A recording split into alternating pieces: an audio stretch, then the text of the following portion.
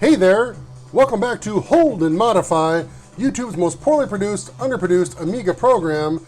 And you might be wondering, how on earth am I doing this?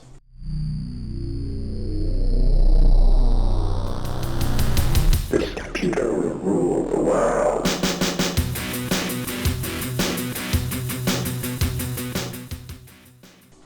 Well, those of you that know how to use Amiga on Windows computers know exactly how I'm doing this.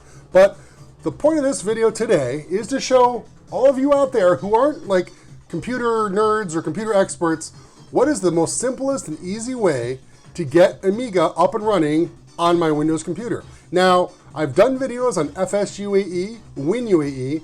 Those require a lot of tinkering, a lot of knowledge, and frankly, they can get a little frustrating. A lot of you I know have been frustrated with that. You're like, isn't there just a way to just download something and just run it and have it work?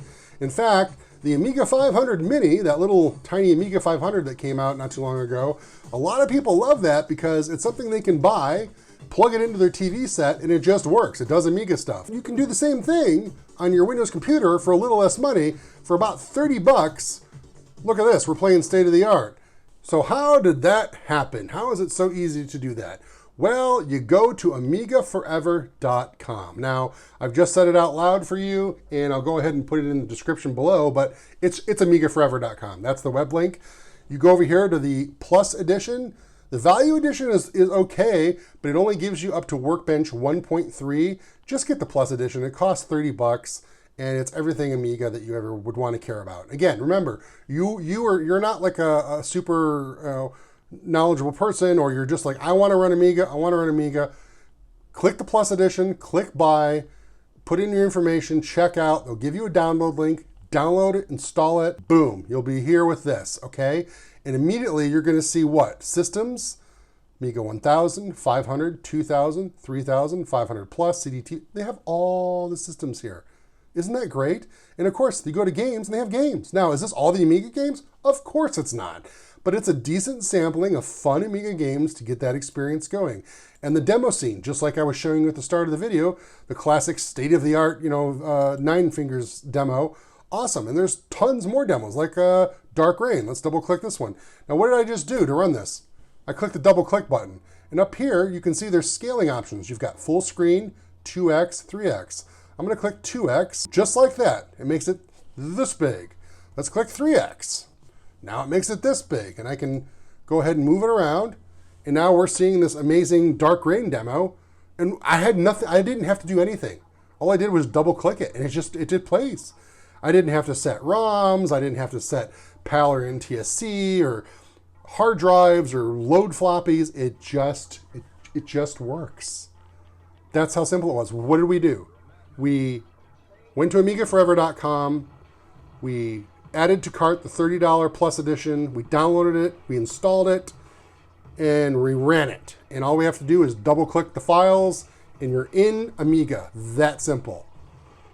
That is just, I don't know any other simpler way to do Amiga. If you don't know how to do stuff, this is a great way to do it. And I think it's super cool. We're going to go ahead and click the turn off button here. And it's going to ask you like, hey, we're gonna shut it down. Do you want to do a save state? Meaning you can save if you're like watching a demo, or if you're more importantly, if you're playing a video game that doesn't have saves, you can be like, I have a real job, I have a real life, I have kids to take care of. When you quit, you can tell it to take a snapshot, and it will just freeze the state where you're at, so that when you can come back to it later, you can continue from where you left off. How cool is that, right? So like, even if the game doesn't have saves, you can still save the game and pick up where you left off. Really neat feature. I, of course, not going to do that now because I'm just showing you stuff. So yeah, these are demos. But let's go back to systems. And here you see Amiga 1000. Watch what happens. I'm going to double click Amiga 1000. You hear the little floppy drive sounds. It's loading up in real time, by the way. So it's loading from floppy at real-time floppy speed. So it's not the fastest thing in the world. But here you go. You're experiencing the Amiga 1000 computer. There it is, with all of its amazing 166K available memory, Workbench release 1.1. There it is. Oh my gosh, so amazing. It's 1985 all over again. Yay! Look at that. And a lot of people don't realize you don't have to live with these clown colors. It's this blue and orange stuff. I mean, I know that's kind of like synonymous with early Amiga, but I don't like it. One of the first things I like to do is just neutralize it and make it gray. Look at that. And then I go to the really horrible orange color, and I like to just kind of make that like a kind of a happy blue, little light blue there. There you go. Boom. Hit use. Yay. Now it looks more like a modern computer, right? Sure. Yay. Anyway, Workbench 1.1. Now, look at this. Ooh, Amiga 4000. Okay, let's double click that. What do we get? We get an Amiga 4000 that fast. Just by double clicking. Didn't have to configure, didn't have to install, nothing. We got that. And here you go. You've got the familiar Amiga 1000, or sorry, got the Amiga 4000. All of its little tools and things you can do show config. In fact, here it's going to tell you it's a 68040 with a 68040 FPU. You've got your Kickstart versions, all the information here. Pretty slick. And yeah, you can go ahead and install and add your own software through it. The important thing with this Amiga Forever is that it's only as complicated as you are comfortable with. You can just go ahead and click on systems and do whatever you want. And you can just double click systems and use what they provide, or you can design your own systems using the tools they give you to build your own Amiga. You can build your own virtual Amiga. But even here, if you like, so let's say you go to like an Amiga 3000, you double click Amiga 3000. So now what else can I do? Well, if you look down here, and then one of the ways you move your mouse around, you're going to be like, sometimes the mouse gets trapped, but one of the cool things about Amiga Forever is that if you look at the pointer here, as soon as you move off it, you'll get your Windows pointer back. And then you can actually look at things down here in the little Amiga world, okay? So down here, hard disk drive, floppy disk drive. See how it says floppy disk drive empty? You can click down there, down here in the little floppy, you can say insert, and you can put in an ADF file. So if you've downloaded a game or a piece of software, an ADF file, you can insert it and you can run it from here, and you can even install it, all right? So these aren't like write protected presets of Amiga systems. These are actual live Amiga systems. You can install software, you can do whatever you want on them. Now, of course, you're going to modify the base systems that came with this Amiga Forever when you start installing stuff. And of course, at some point, you might even corrupt it or break it or something, doing crazy fun Amiga stuff, right? Don't freak out. Honestly, if you're not technically inclined and you've gotten to that point, all you have to do is just reinstall it, and it'll overwrite everything you've done and put everything back to normal. Yay, Amiga Forever. It's always forever. It's always forever. So yeah, but once you get, if you're getting to that point where you're installing stuff and you're trying your own thing, you're going to learn how to get around having to reinstall the program to fix things. So I'm just letting you know, if you do screw something up, don't freak out. You can just reinstall it. All right, so next, we're going to go ahead and click stop on this. So games. A lot of people are like, well, I just want to play games. I don't care about workbenches. Workbenches are stupid. I don't think workbenches are stupid, but you just want to, you bought this, you downloaded it, you installed it. I want to play an Amiga game. So you come down here and you go Arkanoid. Double click, and here we go. Now we're playing Arkanoid with its crazy intro title, which is really interesting, I guess. Arkanoid, left clicking again. Arkanoid was cracked, compacted, and adapted for PAL Amigas by the Starford. So this is a crack intro. Well, that's interesting, isn't it? Is Tato still around? I don't know. So anyway, we've got this. We're going to press spacebar. That didn't work. Press F1. F1 gets us started. And now we can actually hear some music.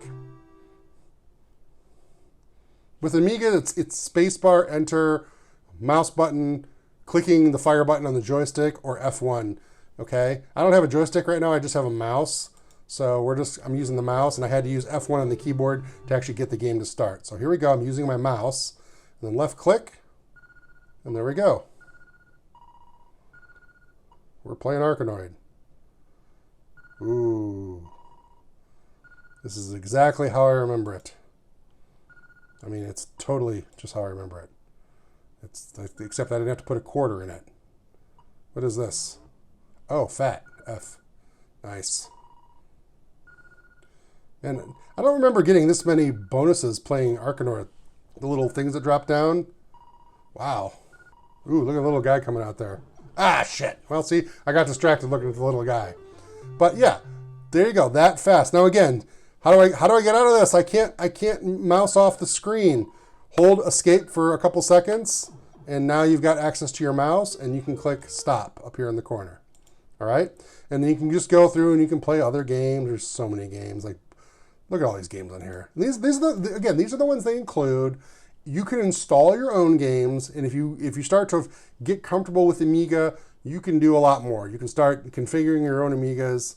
But the point is, versus FSUEE or WinUEE, you go to the website Amiga Forever, you download it, you install it, and all it is just double clicking on systems. You don't have to configure anything, and it just launches.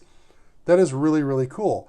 And the other neat thing is that when you purchase this, you now legally own all of the workbenches up to 3.1, and you own all of the Amiga Kickstarts legally up to 3.1. So you're good to go for any other thing you're trying to do with Amigas, whether you're burning your own ROMs or installing Amiga on other operating systems or on other computers.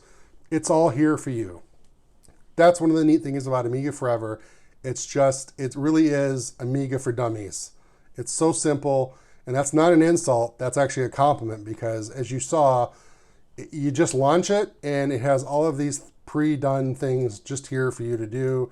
And yeah, there's a whole bunch of things it can do. It's a really powerful tool. That's what's great about it, is that on the surface, it looks really simple, like, yeah, I can run Amiga systems, yay, and I can play games and demo scenes, yay.